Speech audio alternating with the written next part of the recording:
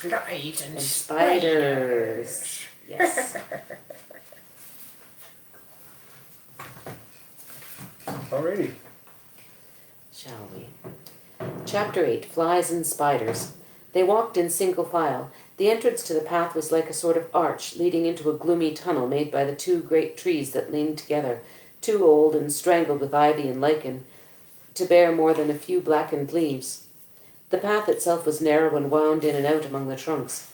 Soon the light at the gate was like a little bright hole far behind, and the quiet was so deep that their feet seemed to thump along, while all the trees leant over them and listened. As their eyes became used to the dimness, they could see a little way to either side in a sort of darkened green glimmer.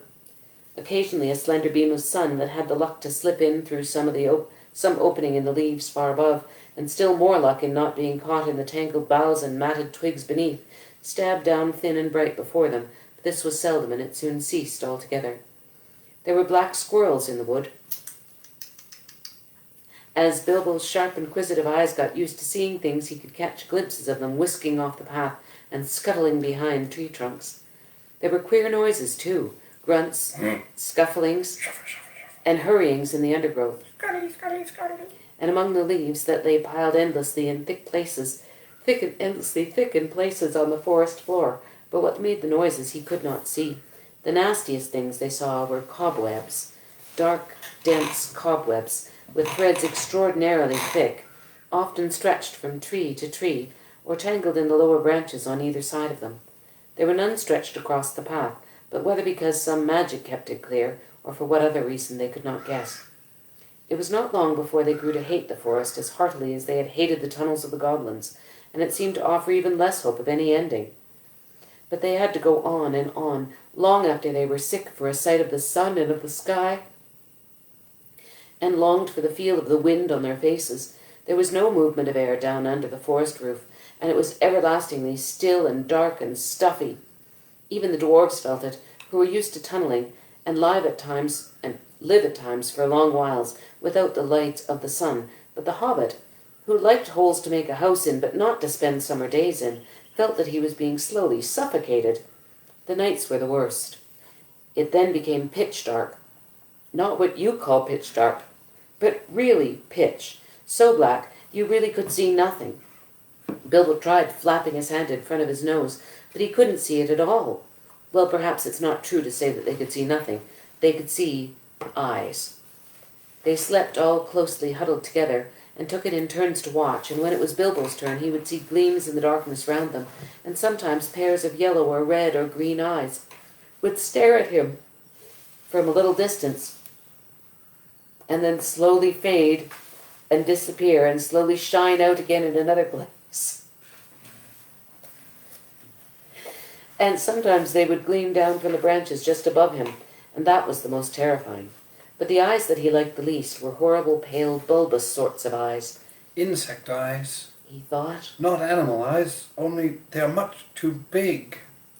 Although it was not yet very cold, they tried lighting watchfires at night, but they soon gave that up.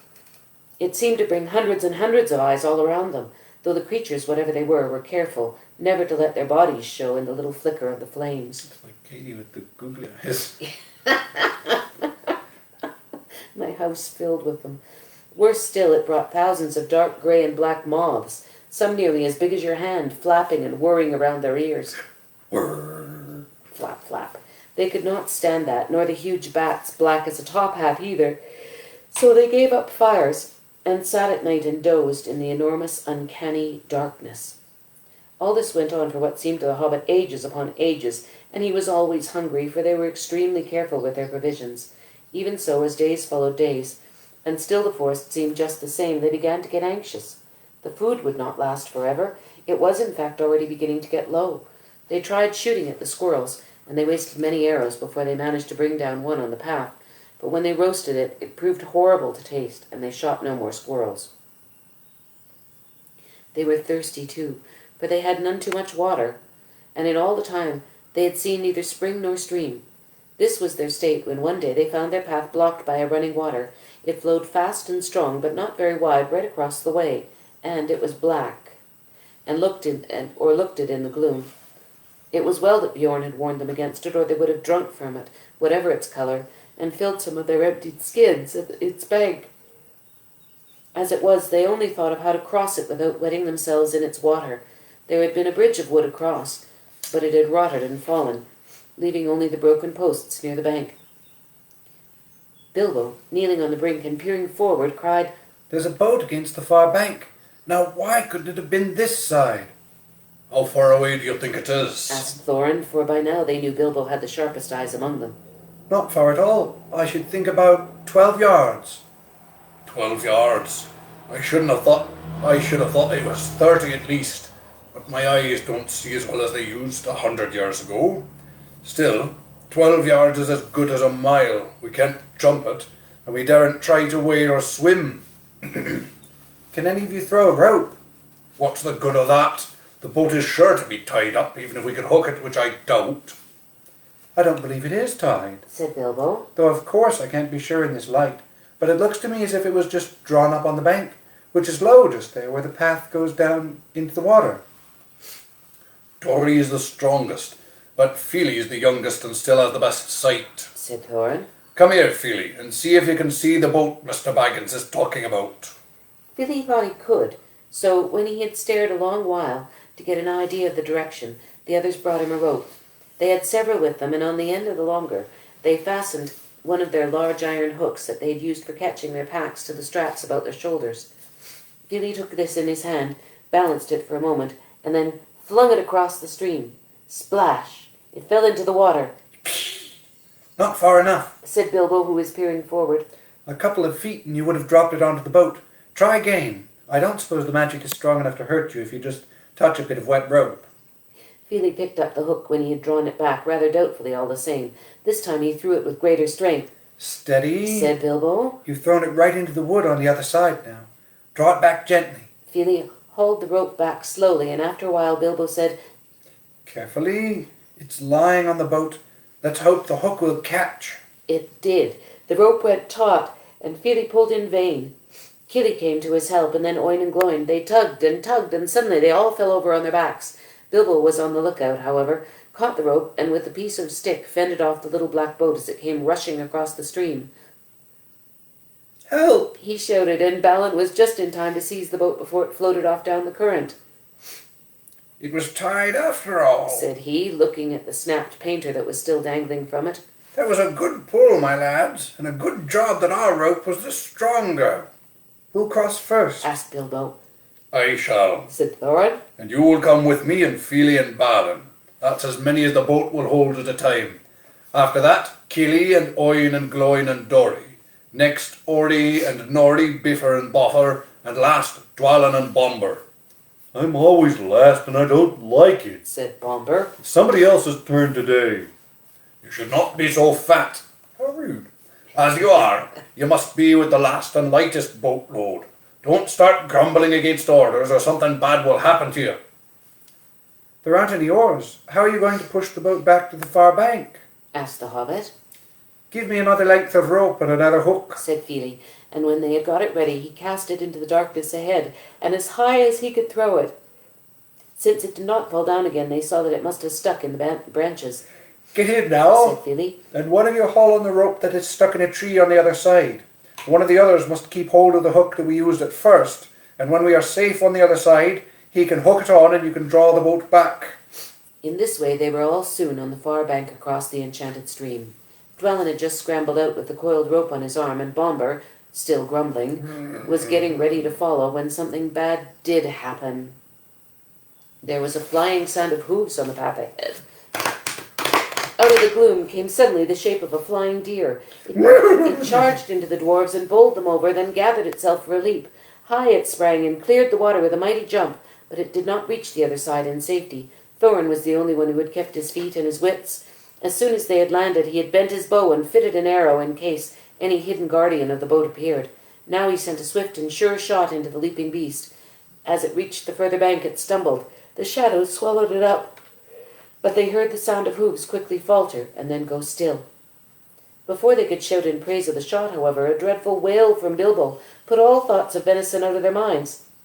Bomber has fallen in! Bomber's drowning! He cried. It was only too true. Bomber had only one foot on the land when the heart bore down upon him, and it sprang over him. He'd stumbled, thrusting the boat away from the bank, and then toppled back into the dark water, his hands slipping off the slimy roots at the edge, while the boat spun slowly off and disappeared.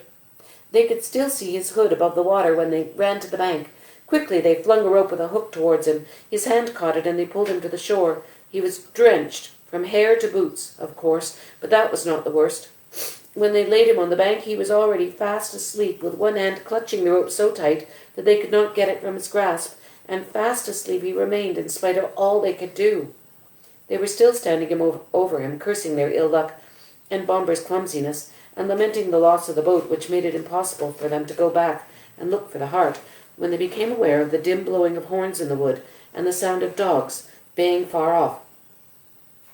Then they all fell silent, and as they sat it seemed they could hear the noise of a great hunt going by to the north of the path, though they saw no sign of it. Pow, pow, pow. Boing! Tally-ho! There they sat for a long while and did not dare to make a move. Bomber slept on with a smile on his fat face, as if he no longer cared for all the troubles that vexed them. Suddenly on the path ahead appeared some white deer, a hind and fawns as snowy white as the heart had been dark. They glimmered in the shadows. Before Thorn could cry out, 3 of the dwarfs had leapt to their feet and loosed off arrows from their bows. None seemed to find their mark. The deer turned and vanished in the trees, as silently as they had come, and in vain the dwarfs shot their arrows after them. Stop! Stop! Shouted Thorn, but it was too late. The excited dwarves had wasted their last arrows, and now the bows that Bjorn had given them were useless. They were a gloomy party that night, and the gloom gathered still deeper on them in the following days. They had crossed the enchanted stream, but beyond it the path seemed to straggle on just as before, and in the forest they could see no change. Yet if they had known more about it, and considered the meaning of the hunt and the white deer that had appeared upon the path, they would have known that they were at last drawing towards the eastern edge, and would soon have come, if they could have kept up their courage and their hope, to thinner trees and places where the sunlight came again.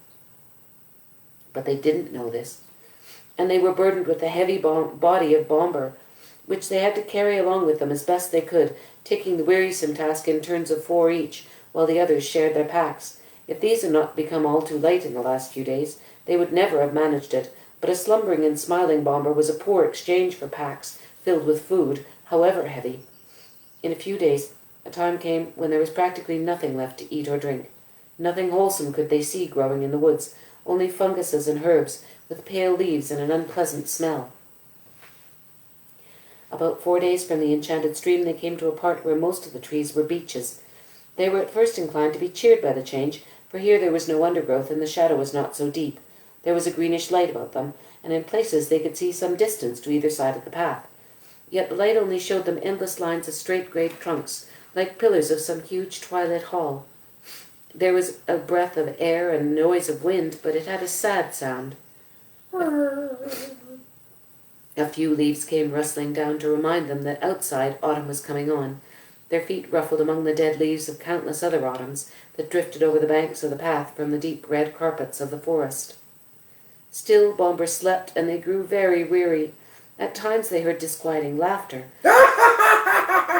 Sometimes there was singing in the distance, too. La, la, la, la, la. The laughter was the laughter of fair voices, not of goblins, and the singing was beautiful, La, la, la, la. but it sounded eerie and strange, La, la, la. and they were not comforted. Rather, they hurried on from those parts with what strength they had left. 2 days later they found their path going downwards, and before long they were in a valley, filled almost entirely with a mighty growth of oaks. Is there no end to this accursed forest? Said Thorin. Somebody must climb a tree and see if he can get his head above the roof and have a look round. The only way is to choose the tallest tree that overhangs the path. Of course, somebody meant Bilbo. They chose him because, to be of any use, the climber must get his head above the topmost leaves, and so he must be light enough for the highest and slenderest branches to bear him. Poor Mr. Baggins had never had much practice in climbing trees, but they hoisted him up into the lowest branches of an enormous oak that grew right out into the path, and up he had to go as best he could. He pushed his way through the tangled twigs with many a slap in the eye. He was greened and grimed from the old bark of the greater boughs. More than once he slipped and caught himself just in time, and at last, after a dreadful struggle in a difficult place, where there seemed to be no convenient branches at all, he got near the top. All the time he was wondering whether there were spiders in the tree, and how he was going to get down again except by falling. In the end he poked his head above the roof of leaves, and there he found spiders all right, but they were only small ones of ordinary size, and they were after the butterflies. Come here, you. Bilbo's eyes were nearly blinded by the light. He could hear the dwarfs shouting up at him from far below, but he could not answer, only hold on and blink. The sun was shining brilliantly, and it was a long while before he could bear it. When he could, he saw all around him a sea of dark green, ruffled here and there by the breeze, and there were everywhere hundreds of butterflies. I expect they were a kind of purple emperor, a butterfly that loves the top of oak woods, but these were not purple at all. They were a dark, dark, velvety black, without any markings to be seen. He looked at the black emperors for a long time, and enjoyed the feel of the breeze in his hair and on his face, but at length the cries of the dwarves, who were now simply stamping with impatience down below, reminded him of his real business. Oi! It was no good. Gaze as much as he might, he could see no end to the trees and the leaves in any direction. His heart, that had been lightened by the sight of the sun and the feel of the wind, sank back into his toes. There was no food to go back down to below. Actually, as I have told you, they were not far off the edge of the forest, and if Bilbo had had the sense to see it, the tree that he had climbed, though it was tall in itself, was standing near the bottom of a wide valley, so that from its top the trees seemed to swell up all around like the edges of a great bowl, and he could not expect to see how far the forest lasted. Still he did not see this, and he climbed down full of despair. He got to the bottom again at last, scratched, hot, and miserable, and he could not see anything in the gloom below when he got there. His report soon made the others as miserable as he was. The forest goes on forever and ever in all directions. Whatever shall we do, and what is the use of sending a hobbit? They cried as if it was all his fault. They did not care tuppence about the butterflies, and were only made more angry when he told them of the beautiful breeze, which they were too heavy to climb up and feel. That night they ate their very last scraps and crumbs of food, and the next morning they woke. The first thing they noticed was they were all still gnawingly hungry, and the next thing was that it was raining, and that here and there the drip of it was dropping heavily on the forest floor. That only reminded them that they were also parchingly thirsty, without doing anything to relieve them. You cannot quench a terrible thirst by standing under giant oaks and waiting for a chance drip to fall on your tongue. The only scrap of comfort... I just throw my water on you. The only scrap of comfort there came unexpectedly from Bomber. He woke up suddenly and sat scratching his head. He could not make out where he was at all, nor why he felt so hungry, for he had forgotten everything that had happened since they started their journey that May morning long ago. The last thing he remembered was the party at the Hobbit's house, and they had great difficulty in making him believe their tale of all the many adventures they'd had since. When he heard that there was nothing to eat, he sat down and wept, for he felt very weak and wobbly in the legs. Why did I wake up? He cried. I was having such beautiful dreams. I dreamed I was walking in a forest, rather like this one, only lit with torches on the trees and lamps swinging from the branches and fires burning on the ground, and there was a great feast going on forever. A woodland king was there with a crown of leaves, and there was a merry singing, and I could not count or describe the things there were to eat and drink. You need not try, said Thorin. In fact, if you can't talk about something else, you'd better be silent. We're quite annoyed with you, enough as it is. If you hadn't waked up, we should have left you to idiotic dreams in the forest. You're no joke to carry, even after weeks of shortcomings. There was nothing now to be done but to tighten the belts round their empty stomachs and hoist their empty sacks and packs, and trudge along the track without any great hope of ever getting to the end before they lay down and died of starvation. This they did all that day, going very slowly and wearily, while Bomber kept on wailing that his legs would not carry him and that he wanted to lie down and sleep. No, you don't, they said. Let your legs take their share. We've carried you far enough. All the same, he suddenly refused to go a step further and flung himself on the ground. Go on if you must, he said. I'm just going to lie here and sleep and dream of food if I can't get it any other way. I hope I never wake up again. At that very moment, Balin, who was a little way ahead, called out, What was that? I thought I saw a twinkle of light in the forest. They all looked, and a longish way off, it seemed, they saw A red twinkle in the dark. Then another and another sprang out beside it. Boing. Even Bomber got up, and they hurried along then, not caring if it was trolls or goblins. The light was in front of them and to the left of their path, and when at last they had drawn level with it, it seemed plain that torches and fires were burning under the trees, but a good way off their track. It looks as if my dreams were coming true, Gasped Bomber, puffing up behind. He wanted to rush straight off into the woods after the lights, but the others remembered only too well the warnings of the wizard and of Bjorn. A feast would be no good if we never got back alive from it, Said Thorin.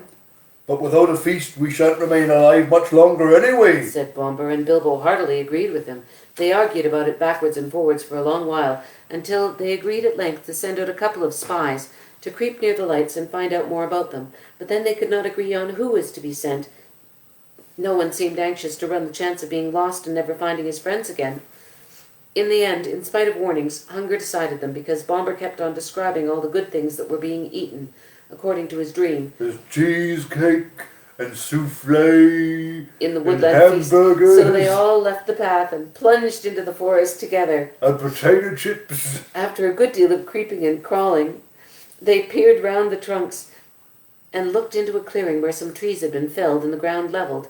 There were many people there, elvish-looking folk, all dressed in green and brown, and sitting on sawn rings of the felled trees in a great circle. There was a fire in their midst, and there were torches fastened to some of the trees round about, but most splendid sight of all, they were eating and drinking and laughing merrily. The smell of roast meats was so enchanting that without waiting to consult one another, every one of them got up and scrambled forwards into the ring with one idea of begging for some food. No sooner had the first stepped into the clearing than all the lights went out as if by magic. Somebody kicked the fire as it went up in rockets of glittering sparks and vanished. They were lost in a completely lightless dark, and they could not even find one another, not for a long time at any rate. After blundering frantically in the gloom, falling over logs, bumping crash into trees, and shouting and calling till it must have waked everything in the forest for miles, at last they managed to gather themselves in a bundle and count themselves by touch. By that time they had, of course, quite forgotten in which direction the path lay, and they were all hopelessly lost, at least till morning. There was nothing for it but to settle down for the night where they were. They did not even dare to search the ground for scraps of food for fear of becoming separated again. But they had not been lying long, and Bilbo was only just getting drowsy, when Dory, whose turn it was to watch first, said in a loud whisper, The lights are coming out again over there, and there are more than ever of them. Up they all jumped. There, sure enough, not far away, were scores of twinkling lights, and they heard the voices and the laughter quite plainly. They crept slowly towards them in a single line, each touching the back of the one in front. When they got near, Thorin said, No rushing forward this time. No one is to stir from hiding till I say. I shall send Mr. Baggins alone first to talk to them. They won't be frightened of him. What about me of them? thought Bilbo. And anyway, I hope they won't do anything nasty to him. When they got to the edge of the circle of lights, they pushed Bilbo suddenly from behind. Before he had time to slip on his ring, he stumbled forward into the full blaze of fire and torches. It was no good. Out went all the lights, and complete darkness fell. If it had been difficult collecting themselves before, it was far worse this time, and they simply could not find the Hobbit. Every time they counted themselves, it only made 13. They shouted and called. Bilbo Baggins! Hobbit! You dreaded Hobbit! Aye, Hobbit, confusticate you, where are you? And other things of that sort, but there was no answer. They were just giving up hope when Dory stumbled across him by sheer luck. In the dark he fell over what he thought was a log, and he found it was the Hobbit, curled up fast asleep. It took a good deal of shaking to wake him, and when he was awake he was not pleased at all. I was having such a lovely He dream, grumbled. all about having a most gorgeous dinner. Good heavens, he's gone like a bomber. They said. Don't tell us about dreams. Dream dinners aren't any good and we can't share them. They're the best I'm likely to get in this beastly place. He muttered as he lay down beside the dwarves and tried to go back to sleep and find his dream again. But that was not the last of the lights in the forest. Later, when the night must have been getting old, Kili, who was watching then, came and roused them all, saying, There's a regular blaze of light begun not far away. Hundreds of torches and many fires must have been lit suddenly and by magic. And hark to the singing and the harps. After lying and listening for a while, they found they could not resist the desire to go nearer and try once more to get help. Up they got again, and this time the result was disastrous. The feast that they now saw was greater and more magnificent than before, and at the head of a long line of feasters sat a woodland king with a crown of leaves upon his golden hair, very much as Bomber had described the figure in his dream. The elvish folk were passing bowls from hand to hand across the fires, and some were harping, and many were singing. Their gleaming hair was twined with flowers, green and white gems glinted on their collars, and their belts and their faces, and their faces and their songs were filled with mirth. Loud and clear and fair were those songs, and out stepped Thorn into their midst. Dead silence fell in the middle of a word. Out went all the light. The fires leapt up in black smokes. Ashes and cinders were in the eyes of the dwarves, and the wood was filled again with their clamour and their cries. Bilbo found himself running round and round as he thought, and calling. Dory, Nori, Ori, Oin, Gloin, Feely, Keely, Bomber, Biffer, Boffer, Dwalin, Balin, Thorin, Oak and Shield. While people he could not see or feel were doing the same all around him, with an occasional Bilbo! thrown in. But the cries of the others got steadily further and fainter. Bilbo! And though after a while it seemed to him they changed to yells and cries for help in the distance far, all noise at last died away, and he was left alone in complete silence and darkness. That was one of his most miserable moments, but soon he made up his mind that it was no good trying to do anything till day came with some little light, and quite useless to go blundering about tiring himself out with no hope of any breakfast to revive him. So he sat himself down with his back to a tree, and not for the last time fell to thinking of his far-distant hobbit hole with its beautiful pantries. He was deep in thoughts of bacon and eggs and toast and butter when he felt something touch him. Something like a strong sticky string was against his left hand, and when he tried to move he found that his legs were already wrapped in the same stuff, so that when he got up he fell over. Then the great spider, who had been busy tying him up while he dozed, came from behind him and came at him. He could only see the thing's eyes, but he could feel its hairy legs as it struggled to wind its abominable threads round and round him. It was lucky that he'd come to his senses in time. Soon he would not have been able to move at all. As it was, he had a desperate fight before he got free. He beat the creature off with his hands. It was trying to poison him to keep him quiet, as small spiders do to flies, until he remembered his sword and drew it out. Then the spider jumped back, and he had time to cut his legs loose. After that it was his turn to attack.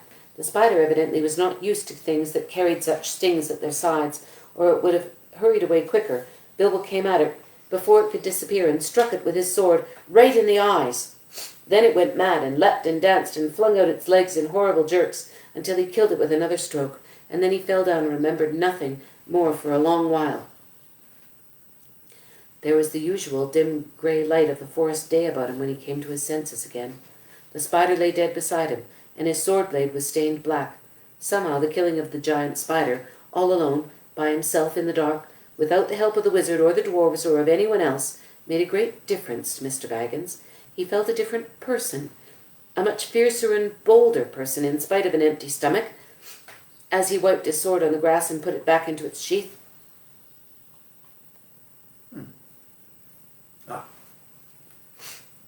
Right, I will give you a name, he said to it. and I shall call you Sting. After that he set out to explore. The forest was grim and silent, but obviously he had first of all to look for his friends, who were not likely to be far off unless they had been made prisoners by the elves, or worse things. Bilbo felt that it was unsafe to shout, and he stood a long while wondering in what direction the path lay, and in what direction he should first go to look for the dwarves. Oh, why did we not remember Beorn's advice and Gandalf's? He lamented. What a mess we're in now.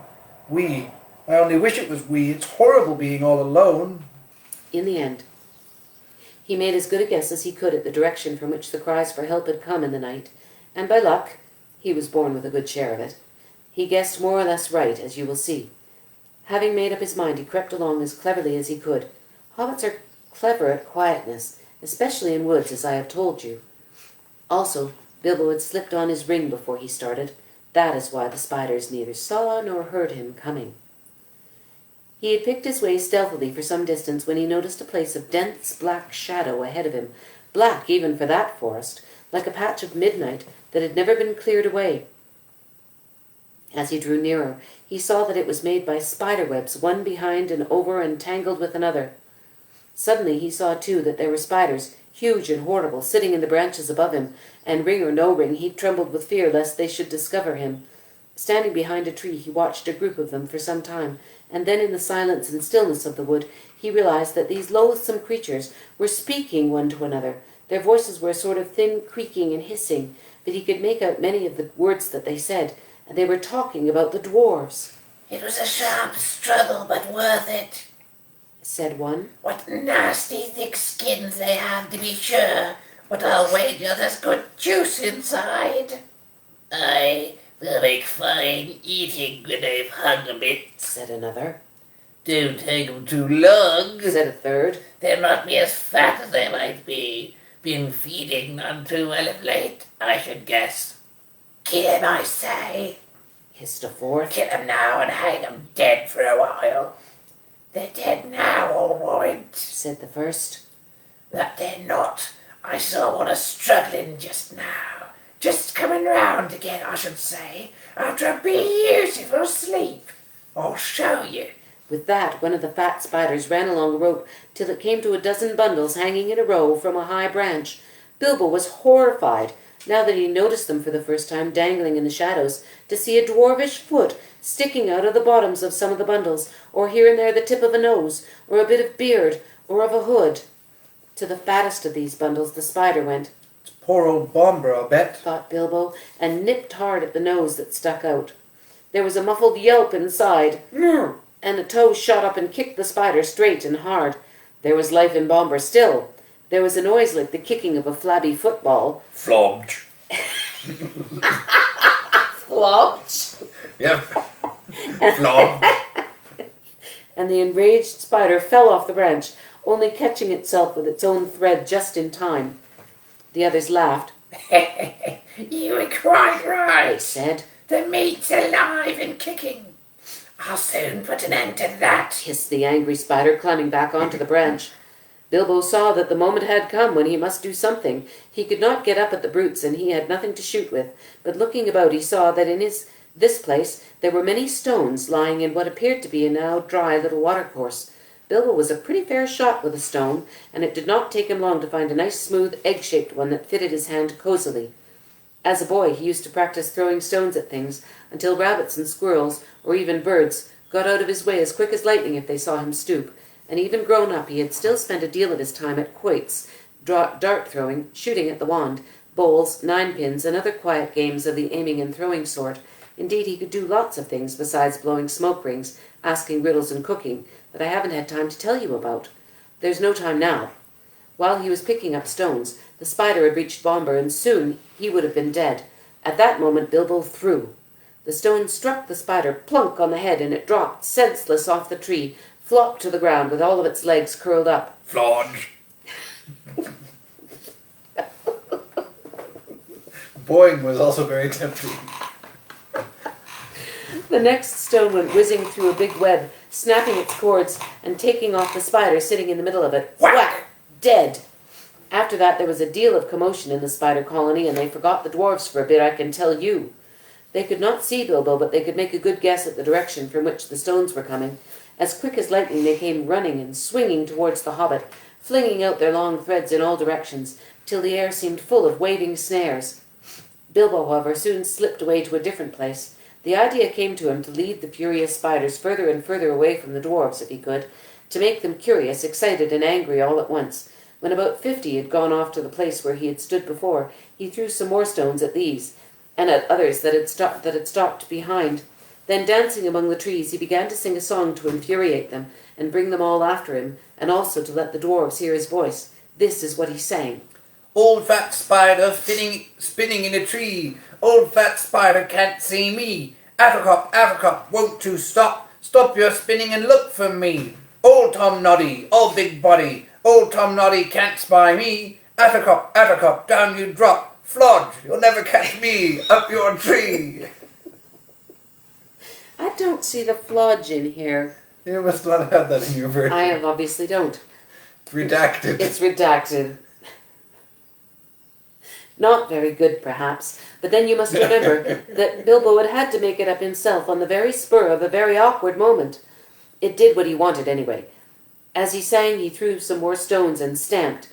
Practically all the spiders in the place came after him. Some dropped to the ground, others raced along the branches, swung from tree to tree, or cast new ropes across the dark spaces. They made for his noise far quicker than he'd expected. They were frightfully angry. Quite apart from the stones, no spider has ever liked being called Attercop, and Tom Noddy, of course, is insulting to anybody.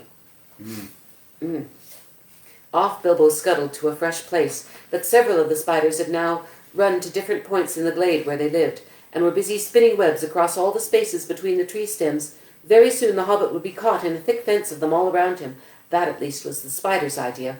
Standing now in the middle of the hunting and spinning insects, Bilbo plucked up his courage and began a new song. Lazy lob and crazy cob are weaving webs to wind me. I am far more sweet than other meat, but still they cannot find me. Here I am, naughty little fly, you are fat and lazy. You cannot trap me though you try, in your cobwebs crazy. With that he turned and found that the last space between two tall trees had been closed with a web, but luckily not a proper web, only great strands of double-thick spider rope run hastily backwards and forwards from trunk to trunk. Out came his little sword. He slashed the threads to pieces. Slish! And went off singing. The spiders saw the sword, though I don't suppose they knew what it was, and at once the whole lot of them came hurrying after the hobbit along the ground and the branches, hairy legs waving, nippers and spinners snapping, eyes popping, full of froth and rage. They followed him into the forest until Bilbo had gone as far as he dared. Then, quieter than a mouse, he stole back. He had precious little time, he knew, before the spiders were disgusted and came back to their trees where the dwarves were hung. In the meantime, he had to rescue them. The worst part of the job was getting up onto the long branch where the bundles were dangling. I don't suppose he would have managed it if a spider had not luckily left a rope hanging down. With its help, though it stuck to his hand and hurt him, he scrambled up, only to meet an old, slow, wicked, fat-bodied spider who'd remained behind to guard the prisoners and had been busy pinching them to see which was the juiciest to eat.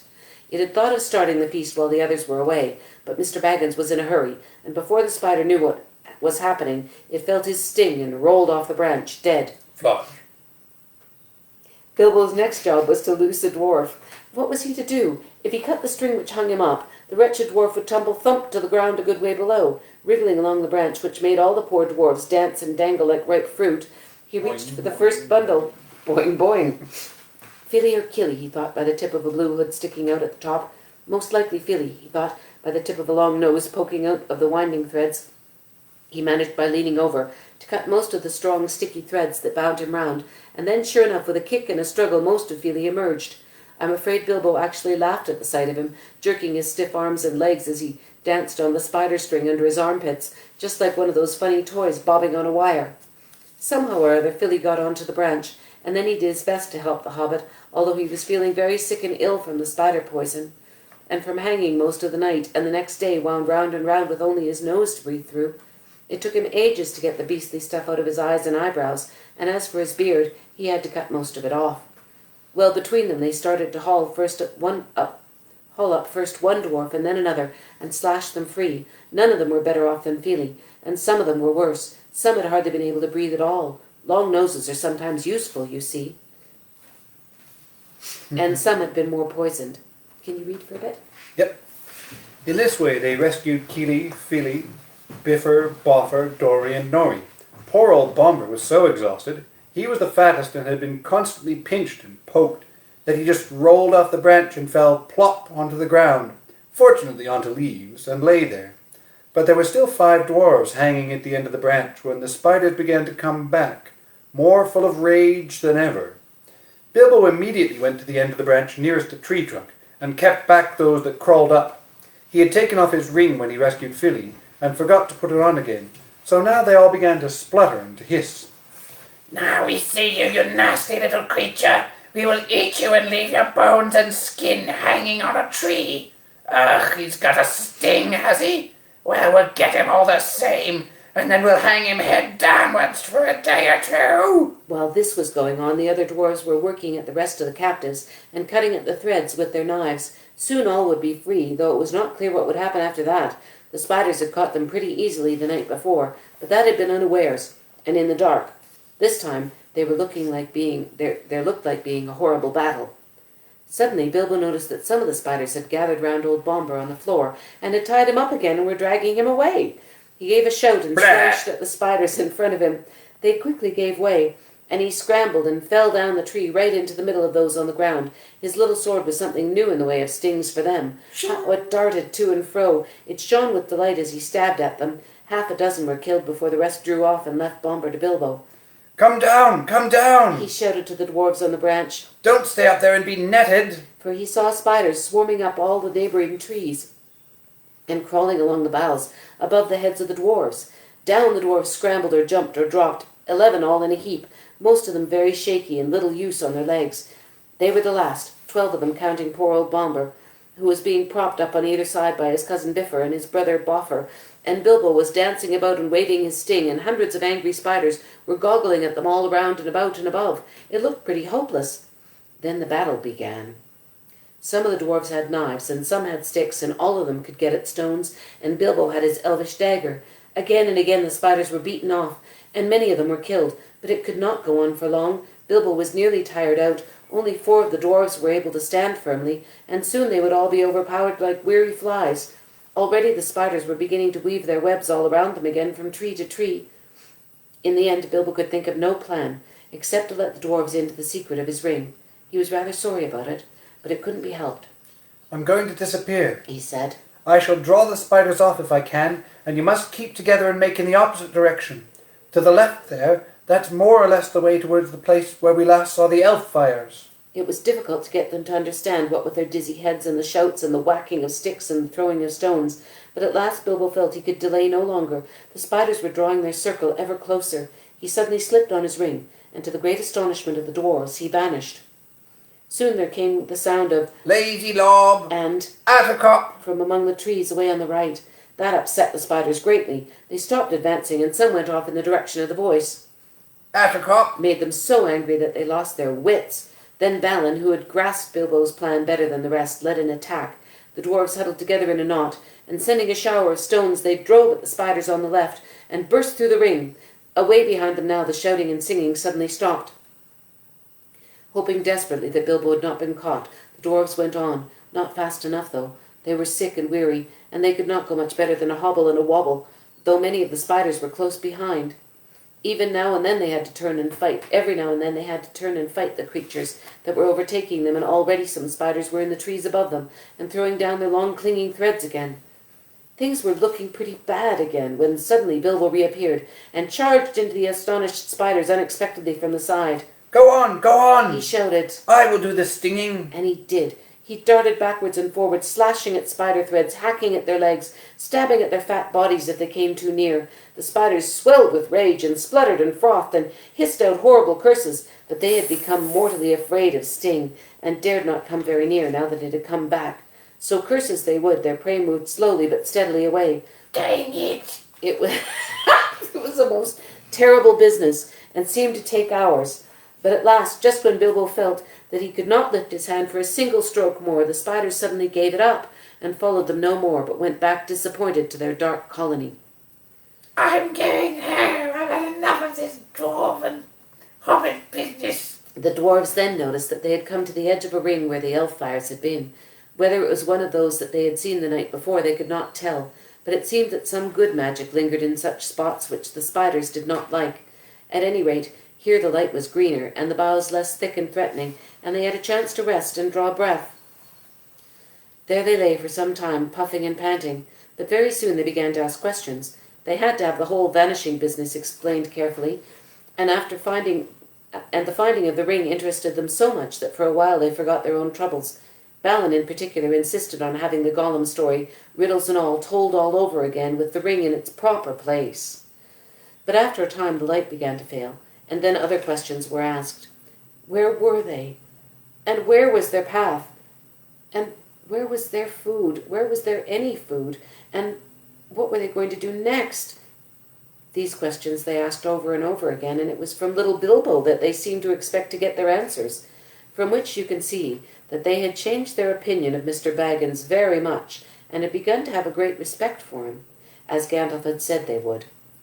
Indeed, they really expected him to think of some wonderful plan for helping them, and were not merely grumbling. They knew only too well that they would soon all have been dead if it had not been for the Hobbit, and they thanked him many times. Some of them even got up and bowed right to the ground before him, though they fell over with their effort, and could not get on their legs again for some time. Florge.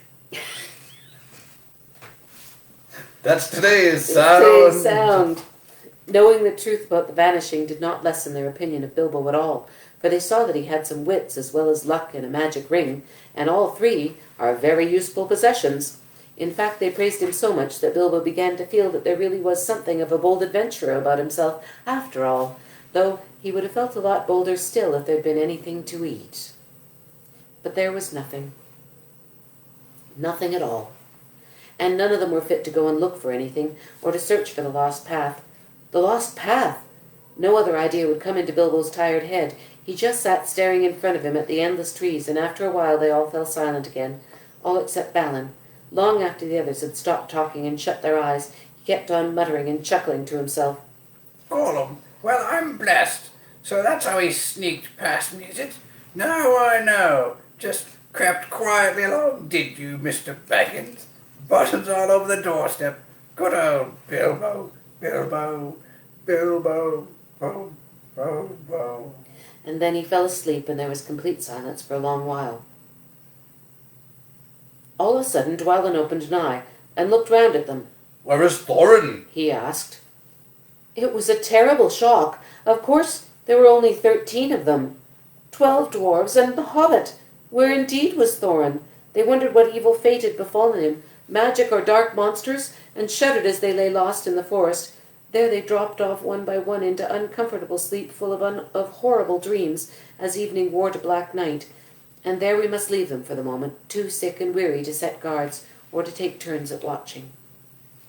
Thorin had been caught much faster than they had. You remember Bilbo falling like a log into sleep as he stepped into the circle of light? I do. The next time it had been Thorin who stepped forward, and as the lights went out he fell like a stone enchanted. All the noise of the dwarves lost in the night, their cries as the spiders caught them and bound them, and all the sounds of the battle the next day had passed over him unheard. Then the wood elves had come to him and bound him and carried him away. The feasting people were wood elves, of course. These are not wicked folk. If they have a fault, it is their distrust of strangers. Though their magic was strong even in those days, they were wary. They differed from the high elves of the west, and were more dangerous and less wise, for most of them, together with their scattered relations in the hills and mountains, were descended from the ancient tribes that never went to Fairy in the west. There the light elves and the deep elves and the sea elves went and lived for ages, and grew fairer and wiser and more learned, and invented their magic and their cunning craft in the making of beautiful and marvellous things, before some came back into the wide world. In the wide world, the wood elves lingered in the twilight of our sun and moon, but loved best the stars, and they wandered in the great forests that grew tall in the lands that are now lost. They dwelt most often by the edges of the woods, from which they could escape at times to hunt, or to ride and run over the open lands by moonlight or starlight, and after the coming of men they took ever more and more to the gloaming and the dusk. Still, elves they were and remain, and that is, good people. In a great cave, some miles within the edge of Mirkwood, on its eastern side, there lived at this time their greatest king. Before his huge doors of stone a river ran out of the heights of the forest, and flowed on and out into the marshes at the feet of the high wooded lands. This great cave, from which countless smaller ones opened out on every side, wound far underground, and had many passages and wide halls, but it was lighter and more wholesome than any goblin dwelling, and neither so deep nor so dangerous. In fact, the subjects of the king mostly lived and hunted in the open woods, and had houses or huts on the ground and in the branches. The beeches were their favourite trees. The king's cave was his palace, and the strong place of his treasure, and the fortress of his people against their enemies. It was also the dungeon of his prisoners. So to the cave they dragged Thorin, none too gently, for they did not love dwarves, and thought he was an enemy. In ancient days they had had wars with some of the dwarves whom they accused of stealing their treasure. It's only fair to say that the dwarves gave a different account, and said that they only took what was their due, for the Elf King had bargained with them to shape his raw gold and silver, and had afterwards refused to give them their pay. If the Elf King had a weakness, it was for treasure, especially for silver and white gems. And though his hoard was rich, he was ever eager for more, since he had not yet as great a treasure as other elf lords of old. His people neither mined nor worked metals or jewels, nor did they bother much with trade or with tilling the earth. All this was well known to every dwarf, though Thorin's family had nothing to do with the old quarrel I have spoken of.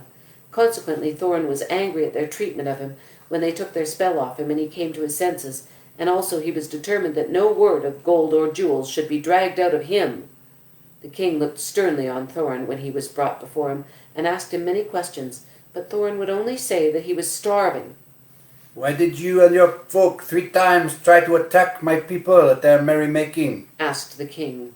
We did not attack them. Answered Thorin. We came to beg because we were starving. Where are your friends now, and what are they doing? I don't know, but I expect starving in the forest. What were you doing in the forest? Looking for food and drink because we were starving. But what brought you into the forest at all? Asked the king angrily. At that Thorin shut his mouth and would not say another word. Very well, said the king. Take him away and keep him safe until he feels inclined to tell the truth, even if he waits 100 years. Then the elves put thongs on him and shut him in one of the inmost caves with strong wooden doors and left him. They gave him food and drink, plenty of both, if not very fine, for wood elves were not goblins, and were reasonably well behaved, even to their worst enemies, when they captured them. The giant spiders were the only living thing they had no mercy upon. There in the king's dungeon poor Thorin lay, and after he'd got over his thankfulness for bread and meat and water, he began to wonder what had become of his unfortunate friends. It was not very long before he discovered, but that belongs to the next chapter, and the beginning of another adventure, in which the Hobbit again showed his usefulness. Do you want to do one more chapter, or should we stop? Let's stop there. Yeah, it's been an hour pretty much. Hope you enjoyed, friends. Boing! Flodge.